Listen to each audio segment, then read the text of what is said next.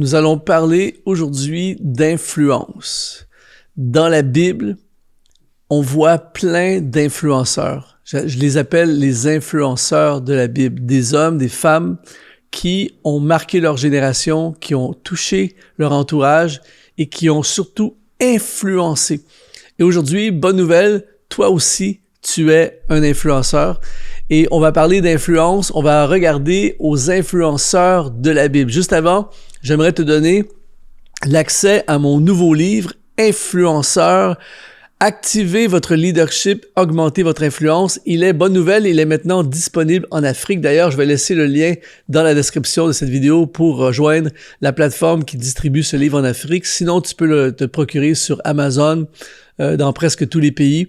Aujourd'hui, on veut parler des influenceurs de la Bible. Il y a dans la Bible des hommes, des femmes qui ont méga influencé et on va voir ensemble, tu vas voir, ça va t'encourager parce qu'on voit ils ont tous eu des raisons de ne pas influencer, de ne pas être des influenceurs et pourtant, ils ont surmonté ces raisons et ils ont influencé. Et aujourd'hui, il y aura toujours quelque chose pour t'empêcher, te freiner, t'éloigner, t'empêcher d'être l'influenceur que Dieu t'appelle à être là où tu es dans ta communauté.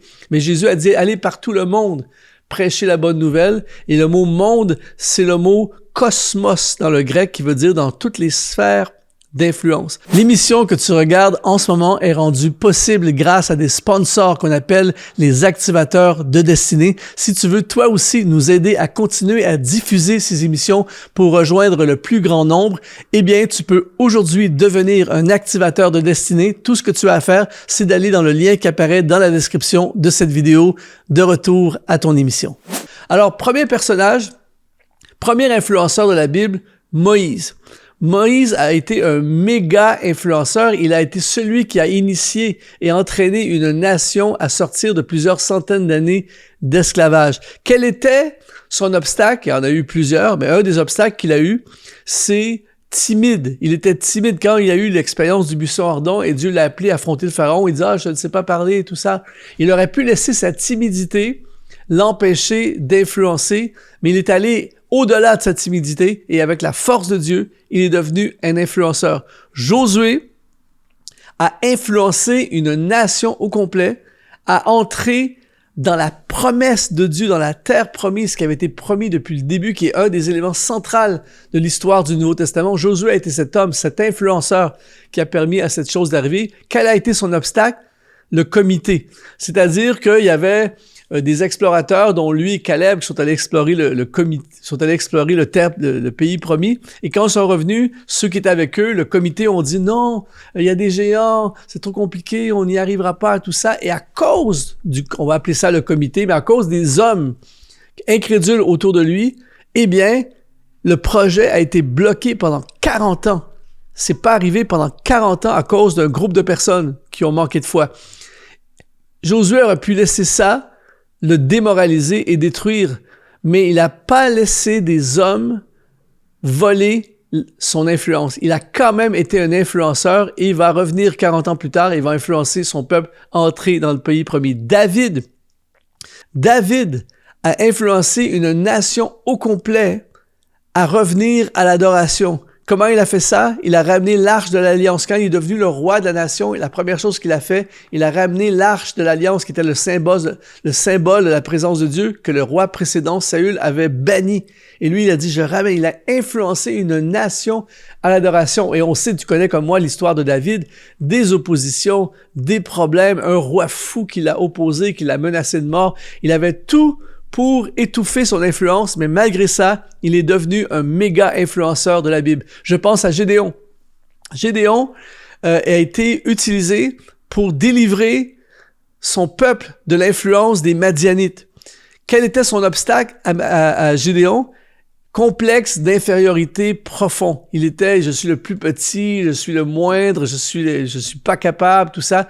Il n'avait pas du tout le potentiel humain, en tout cas de visible, pour être un influenceur. Et pourtant, il deviendra un influenceur de la Bible. Souvent, peut-être que toi et moi, souvent, on se fait piéger par ce sentiment de je suis pas à la hauteur, j'ai pas ce qu'il faut, j'ai pas le bon arrière-plan, j'ai pas l'éducation, j'ai pas la famille, j'ai pas les finances, tout ça. Et on a un sentiment de petitesse petit test. On va briser ça aujourd'hui dans le nom de Jésus parce que nous sommes appelés à influencer pour Dieu. Esther va influencer le roi à arrêter un génocide. C'est quand même important comme influence. Et quel a été son obstacle? Eh bien, elle s'est retrouvée dans un harem. Elle a perdu le contrôle de sa destinée. Elle s'est retrouvée dans un harem, mais elle a choisi de rayonner dans le harem. Et c'est ça qui a fait en sorte qu'elle est devenue une méga influenceuse. Écris dans les commentaires, je suis un influenceur. Si t'es une fille, écris, je suis une influenceuse et rien ne pourra m'empêcher d'influencer. Néhémie, lui, c'est un des influenceurs les plus importants pour moi de la Bible.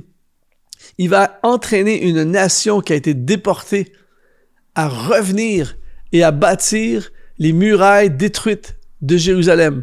Quelle influence! Il est parti d'un contexte. Là, tu peux pas partir de plus bas que ça. C'est vraiment compliqué. Et quels ont été ces obstacles? Ben, Néhémie a été opposé aussitôt qu'il a lancé son projet. Il y a des gars qui ont commencé à l'opposer, à le critiquer, à murmurer, à le mépriser, tout ça. Tout pour se décourager et arrêter d'influencer. Peut-être que toi aussi, on t'a découragé, on a voulu étouffer ta voix, on a voulu éteindre ta flamme, mais aujourd'hui, dans le nom de Jésus, tu te relèves parce que tu es un influenceur pour Dieu. Et peu importe le mépris, peu importe l'opposition, peu importe l'attaque, peu importe l'intimidation de certaines personnes, rappelle-toi des influenceurs de la Bible. Ils ont été moqués. Certains se sentaient pas à la hauteur. Certains étaient dans des contextes de vie où il n'y avait pas de possibilité. Ils étaient vraiment mal pris. Certains étaient dans des contextes historiques d'attaques, de complications et tout ça. Mais chacun d'entre eux a choisi de se lever pour Dieu et de devenir un influenceur pour Dieu. Et je prie que cette vidéo soit utilisée entre les mains de Dieu pour activer en toi l'influenceur pour le royaume de Dieu. Je t'encourage vraiment à te procurer ce livre. Je crois que ça va vraiment t'équiper, te former pour devenir un influenceur qui va changer les choses et qui va faire avancer le royaume de Dieu. Alors, tous les détails sont dans le lien de description de cette vidéo. N'oublie pas, avant de quitter cette vidéo, d'écrire dans le commentaire « Je suis un influenceur ».